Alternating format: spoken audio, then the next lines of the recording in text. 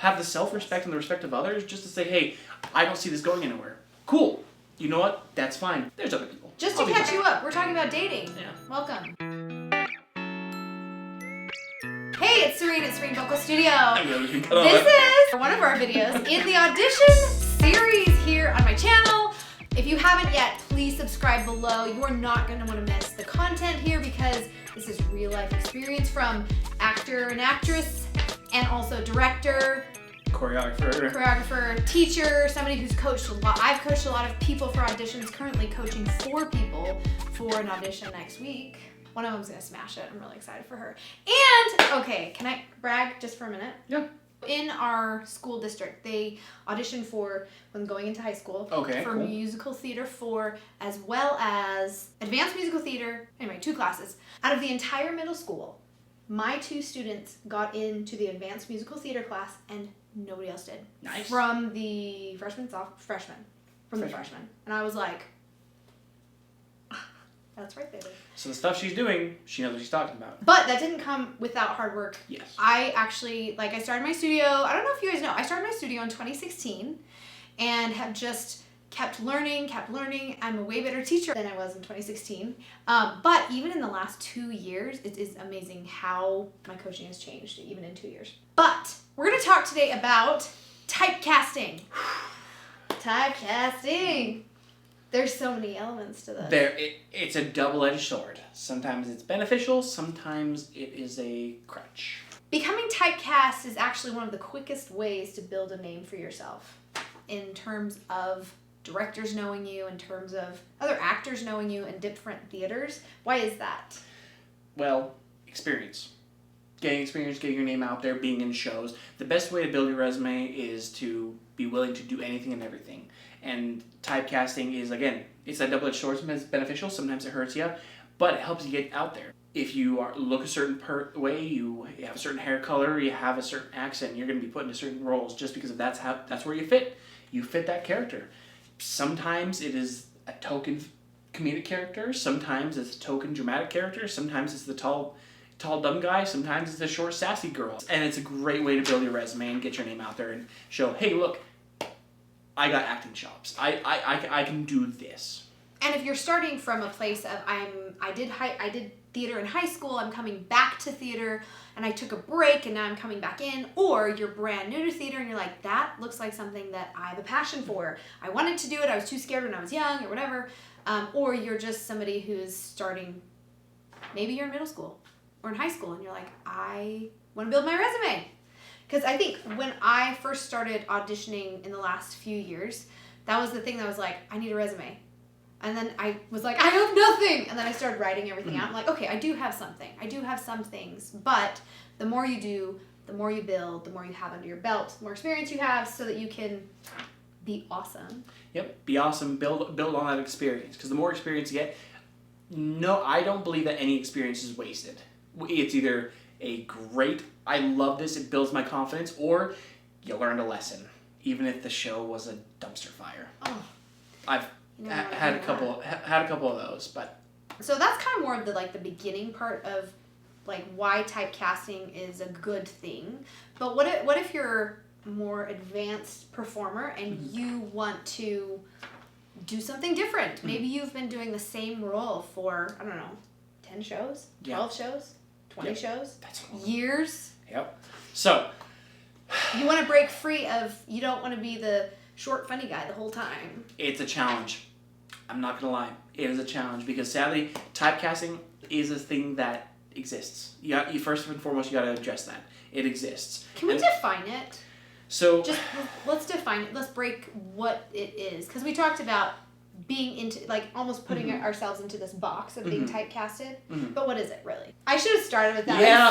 I'm sorry. You're fine. But I'm also trying to think of how to phrase that. Typecasting is pretty much, it casts in the type of character that you can play. A lot of this depends on gender, age, ethnicity, body type, clothing. Those all sound like looks. Oh my gosh. But vocal and physical mannerisms, it can also just be the way you act. Okay. And naturally. Because if you're really laid back, dude, and you're just really, and it's hard for you to break this type of easygoing, I'm so cool, skater bro kind of thing. Yeah. they're going to cast you as a character because they don't see that you can play anything else. So I think the biggest thing and the hardest thing when it comes to breaking your typecast and being cast besides what you look like is by showing the depth of characters that you can play. We talked about the different types of characters. You have the tall, handsome hero. You have the tiny, petite, pretty ingenue. You have the villain who is either strikingly beautiful or strikingly creepy. There's a bubble. Like, you don't want to say it, and a lot of theaters are trying to break away from typecasting to be all-inclusive. And now, I support that. The part should fit the voice. I'm a firm believer about that. But also, you have to understand, just because your voice fits doesn't actually mean you can play the character. Because, for example, I use this reference a lot. Okay. I'm a baritone. I can hit deep notes. I can hit high notes. Evan Hansen is a popular musical that everyone has seen or at least heard of. Yeah. I can hit the high notes of Evan Hansen.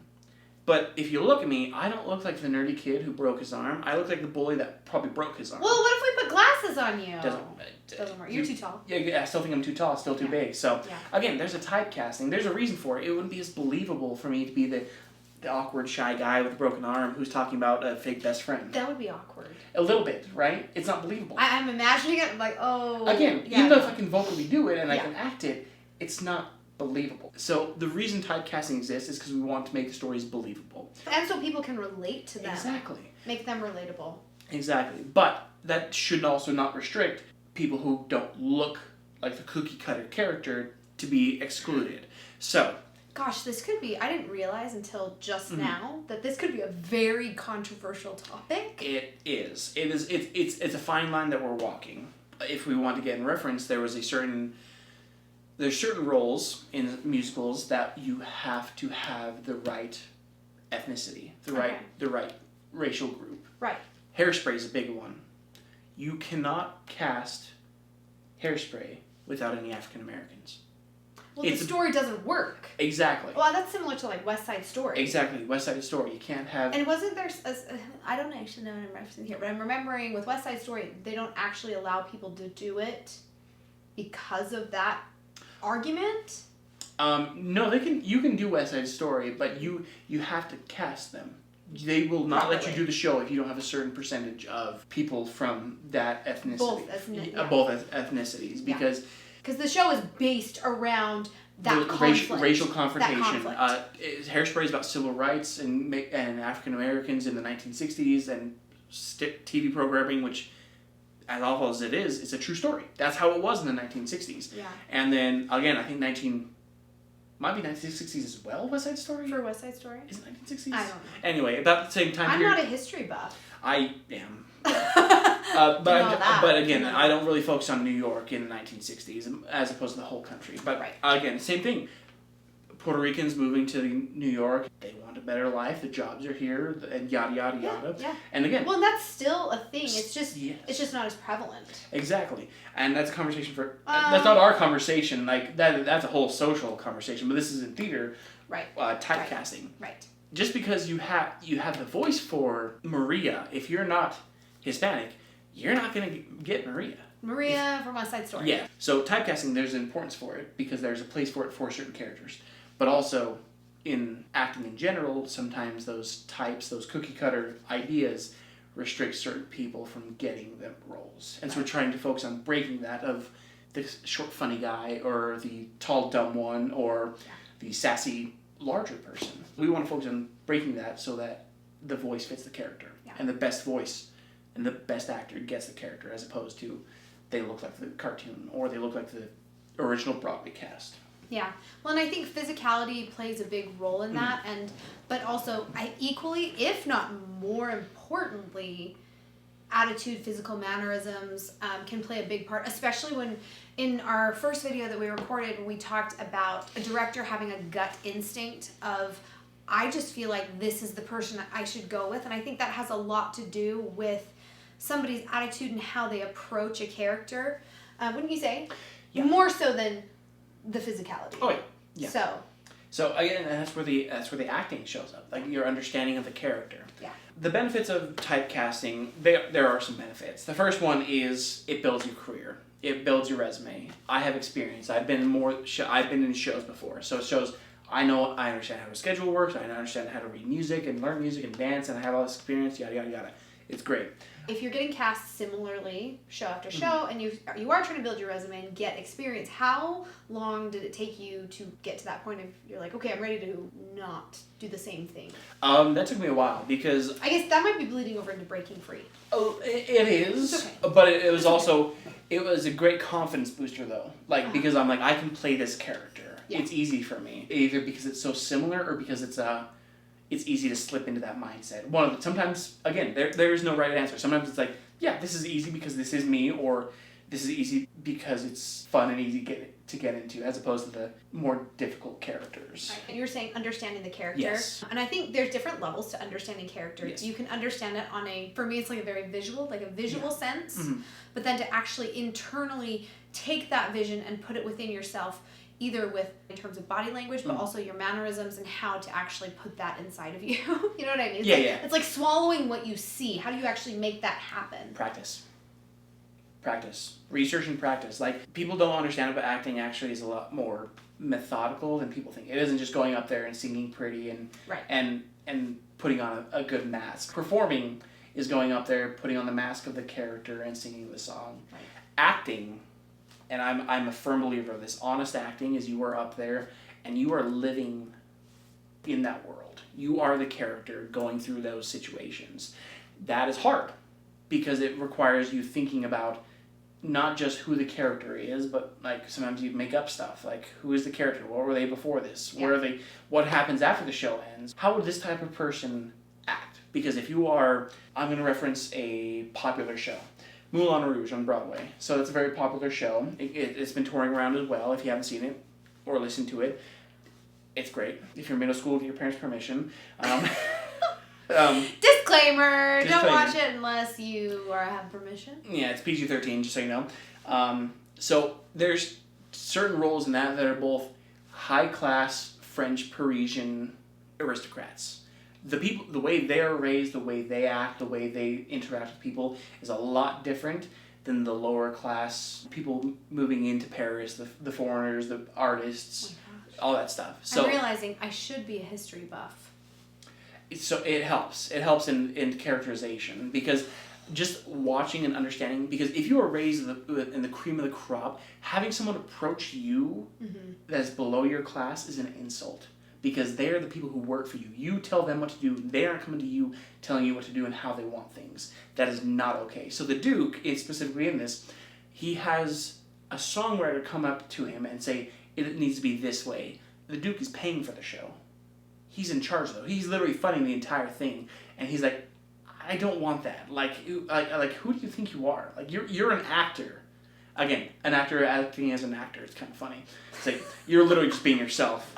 At that point, Victorian times, if you do Jekyll and Hyde, they're in Victorian London. The way they act also is very different. Sweeney Todd, similar. There's a barber, there's a judge. The interactions between that is like, he's in charge. He's a social class above everyone else. They respect him. They almost revere him, and they're afraid of him because of what he's capable of. And yet, a lowly barber has a reputation that he would willingly go to him. Understanding the different types of characters and how they work helps influence of breaking out of the characters, because if you are able to internalize that, it helps you break free of typecasting. One thing about typecasting for me personally is understanding my own typecast. Like, how do you typecast yourself? We were discussing this when we were discussing typecasting and talking about it, and I said we need to talk about just typecasting because I feel like to an extent I understand my type, but there's also another layer of it where I think I will work for something and I go for it and then I don't get it, and it's like, what was it? You know, was it my typecast? Was it my level of acting experience? Was it my singing? Like, what was it? There's a lot of different parts to that. So just, I guess I wouldn't try to go for like the role of Sweeney Todd because A, I'm not a dude, and B, he kind of just, that's not me, right? Mm-hmm. But that's like obvious. But what's something that would be less obvious? For example, we could typecast with let's say Sound of Music. I audition for Sound of Music. And I say, I would love to play Maria, or I would love to play the Baroness, right? Mm-hmm. But depending on what the director sees, on what you show them, your attitude, like, I don't know what they would see and what they would cast me as, and it could come down to, I shouldn't mumble, a lot of different things. It comes down to a lot of different things, but I think a big part of that is based off of what you bring to auditions. So, like, again, this sort of it'll tie into our how to prepare for audition video, but when it comes to breaking out of typecasting, it's understanding what role are you going for. Elsa von Strauss versus Maria, those are two very different characters. Yeah. How they act on stage, again, there might be one you relate to more. The challenge is how can you choose a audition song and how can you perform in the audition as one of those characters. Are you going to choose the one that's easier, that is more natural, and you can let free-flowing Maria come through, or very business-like, methodical, I get what I want, Elsa come through? Yeah. Elsa's not a bad person. She's just very definitely more. Yeah. This is how things work. Yeah. As opposed to Maria floating around like a butterfly. Again, I love Maria, but she's definitely more freeform. You know how I think of both of them? I think of Maria as like the stay-at-home mom. Like, oh, I just love to like take care of my kid. No offense to stay-at-home moms. No, I'm part-time in that realm. I couldn't do it. What? I couldn't do it. But she's kind of like that, I want to spend all day with my kids, nanny, whatever. But Elsa's more of the, I'm a working mom and we got to get stuff done. Yeah. You know. Both great characters, both good people, just different priorities or different ways of running things. Again, no problem with that. Right. So it's always, but when it comes to breaking out of typecasting, one, you have to recognize your typecast. We talked a little bit about breaking free of typecasting, if we want to do different things, if we want to build our resume, but some other problems with typecasting we want to talk about are, you don't want to be seen as a one-trick pony. And I think be seen as, but also only be a one-trick pony. Sometimes automatically my body starts going back to past characters. Then I have to rethink of, okay, how am I actually playing this new character? Because it's different, right? It's a different scenario. But sometimes our brain is like, oh, you're on stage. You need to do Sweeney Todd. Let's do it, you know? And it's like, not a prostitute today. Nope. How do we do this? Yep. So then again, that it comes to that muscle memory, that instinct of, again, sometimes if you are that one-trick pony over and over again, your instinct is to act that way. And so fighting against that instinct is probably step number one. Yeah. That's hard. Yeah, it's fighting against who you think you should be versus who you want to be. Yeah. Which is, that's a humanity lesson in and of itself, but... Well, and we don't want to be a one-trick pony because that would be so boring. Can you imagine if, like, you know, if Earth was like, okay, if you're going to be an actress, you're going to be this type of actress or this type of actor, and that's it. How boring would that be? Then... But, you know, some actors, like big-time actors in Hollywood, they get big roles, and I was thinking about this the other day, and I was like, I've never seen Rainn Wilson. Sorry, Rainn. Rainn Wilson. I was thinking on it, I was like, I've never seen him in anything else. Have you ever seen Rainn Wilson in anything else? He was in, like, one movie. But, like, he is typecasted as Dwight. He is Dwight, like...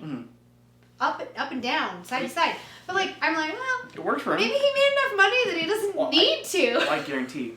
He does, like, activism now, I think. Oh, does he? I think it's like, I think it's like save the planet activism. Oh, well, you know, you make enough money doing what you love and then go do something else you love. Some people are happy doing the one-trick pony. Yeah. And they make money. Like, Tom Cruise keeps doing action movies because he makes money. But you don't see him in comedies with Will Ferrell. Same thing. I wouldn't want to see him in comedies, Exactly. though. And you see Will Ferrell does comedies. You don't see him in a serious movie. Ugh. But some people also don't like Will Ferrell, and then that's the vibe I'm getting. You don't like Will Ferrell, and that's fine. I was trying to think of what I did like him in. Buddy the Elf? Yeah, I love Buddy. That's it, though. That's all right. That's fine. Yeah. But again, one-trick pony. Some people are more comedic actors. Some people are more dramatic actors. But, like, that's for, like, film. But what about, like, in theater? I feel like you need to be a little bit more moldable and changeable for theater than for film.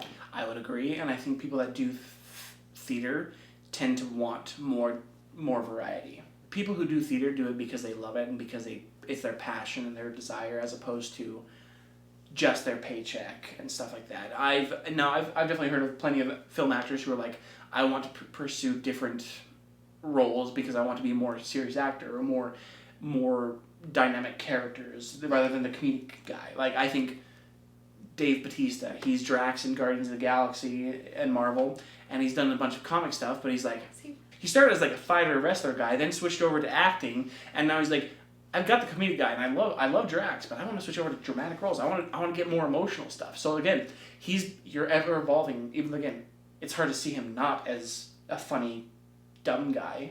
Like again, typecast. I'm sorry, he's a bigger guy, like tall, muscular. Most of the time, when we think muscular guys, we think big muscles, tiny brain. Right. That's not always that's not always the case, though. True. But that's True. our tropes. That is the comedic tropes we've had. As on the opposite end, you wouldn't have Gaston, who's supposed to be the brawniest guy who beats up people in the streets at will, be like 4'11" string bean trying to take on the Beast, who's supposed to be as tall as a mountain. Like it doesn't work. It doesn't play. It's supposed to be believable, but unless you were going for a David and Goliath situation. Yeah. So I think that goes into the actor's job. The actor's job is to be believable, to be believed. Yes. And if you aren't believable, then what are you doing wrong, right? That's my ultimate question of like, was I believable? Am I believable? Mm-hmm. And I get coaching from, my vocal coach, my acting coach, and it's like, am I?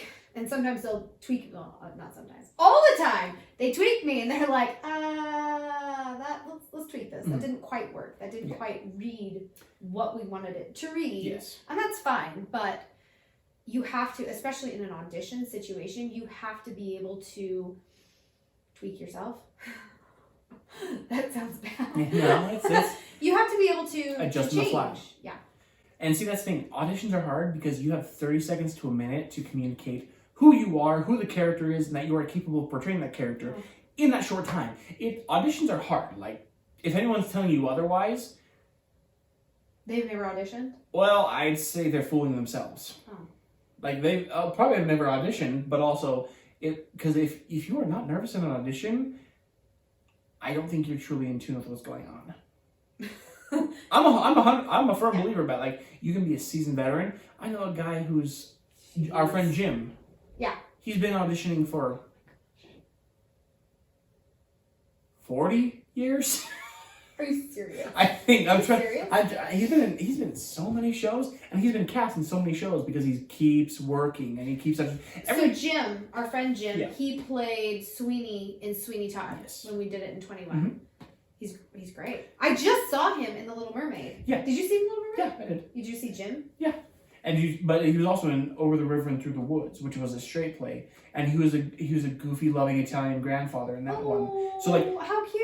Again, he can, and that's where the dynamic of being a moldable character is, because he was intimidating and terrifying as Sweeney Todd, uptight and flustered as Grimsby in Little Mermaid, and then lovable grandfather who was dying of cancer and didn't want to tell his grandson in Over the River and Through the Woods.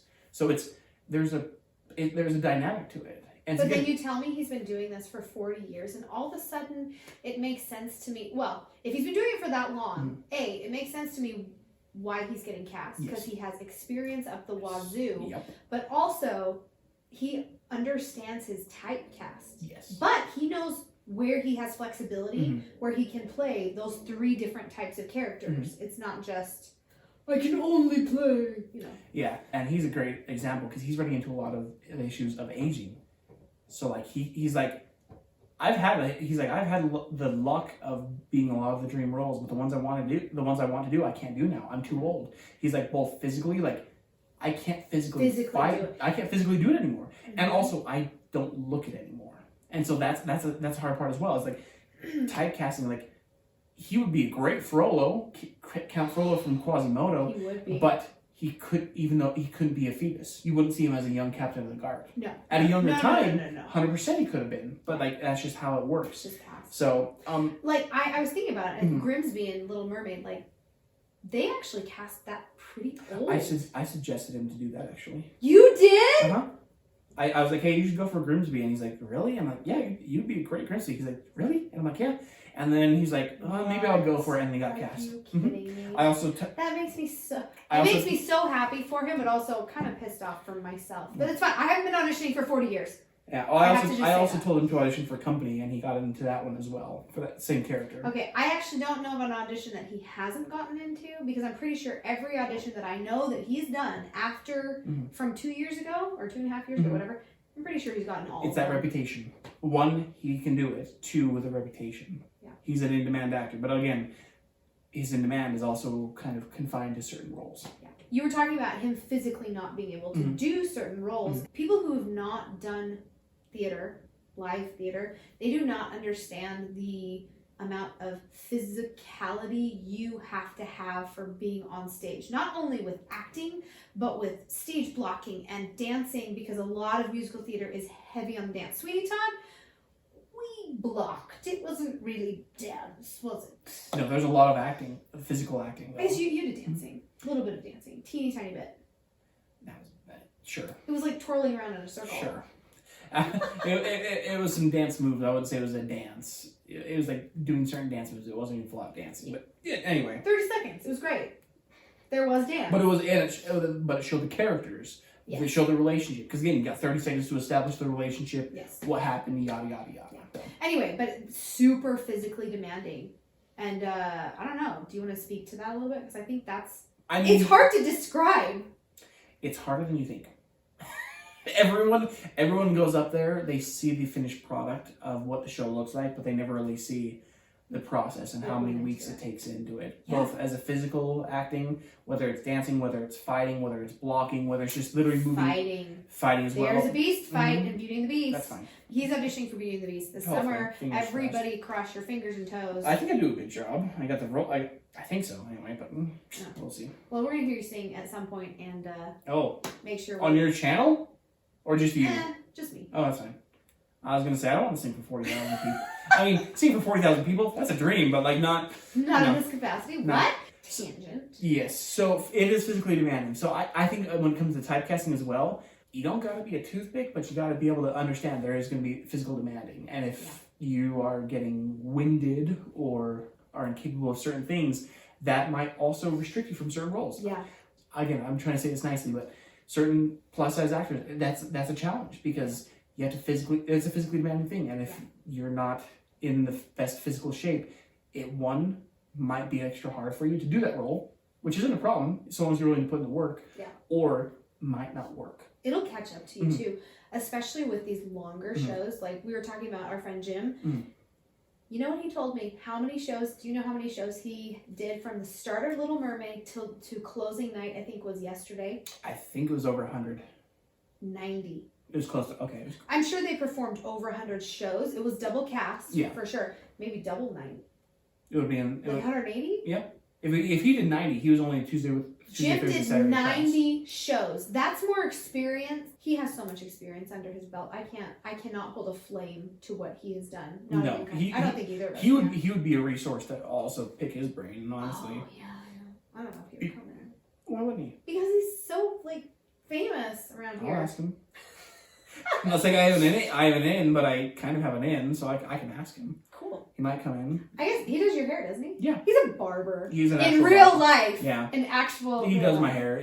And looks great, by the way. Oh, thank you. But again, if we're going to talk about physicality, it's a sensitive topic. I'm not gonna lie.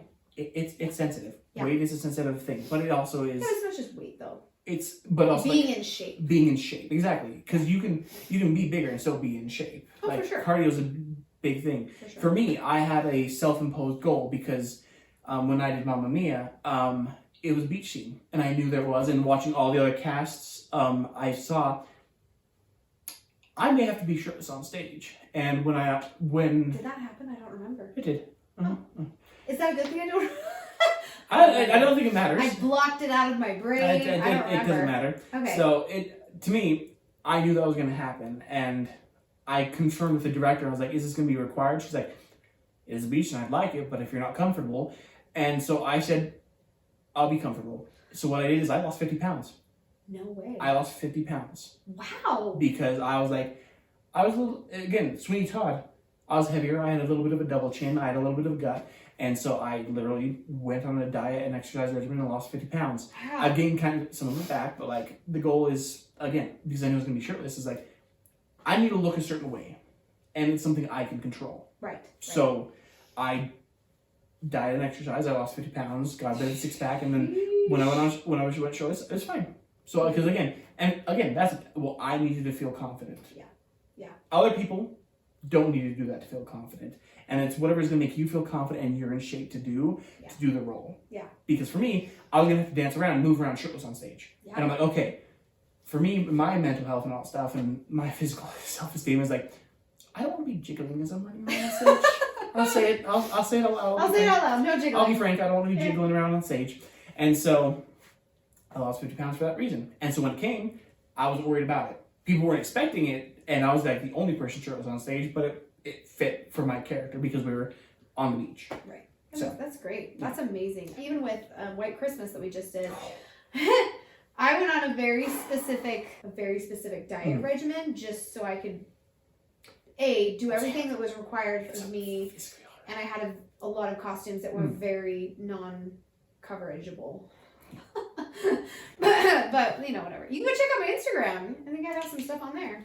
But again, the most important thing is about being in shape and being able to do the physical demands, because a lot of the rehearsals are 3, 4, 5, 7 hour days. So being on your feet for 7 hours, it is exhausting. So you gotta make sure you can meet the physical demands, because you never know when you're gonna be called and need to stand up at the moment of notice. If you're out of breath or not feeling well and you have to sit down, but you're required to be on stage, that's gonna cause issues both with your director and your other cast members. So that's like a whole nother conversation from typecasting. But I will say, like ever since COVID, I've had random weird things that have come up, and finally found some solutions. But like for a long time, it was like so hard on my mind of I need to stay healthy for this role, because I have this and this and this and this coming up, and it's every single week, and I don't have literally time to be sick. You know. Anything else we want to talk about with typecasting? I think what it comes down to is, we talked about it in our first video, as a director, what the directors are looking for is, our goal as actors is to create a believable story. Yeah. And the trick about typecasting is sometimes we're more believable in certain roles than we are in others. Doesn't mean we can't become more believable, but my director brain, my conversations with actors of 40 years, with Jim, with other directors, the best way to be believable, whether in your typecast or trying to break free, is draw from experience. So if you have any questions about typecasting, ask in the comments below, and I'll see if I can answer them. If I can't answer them, I'll ask Dan and be like, Danny, what do I say?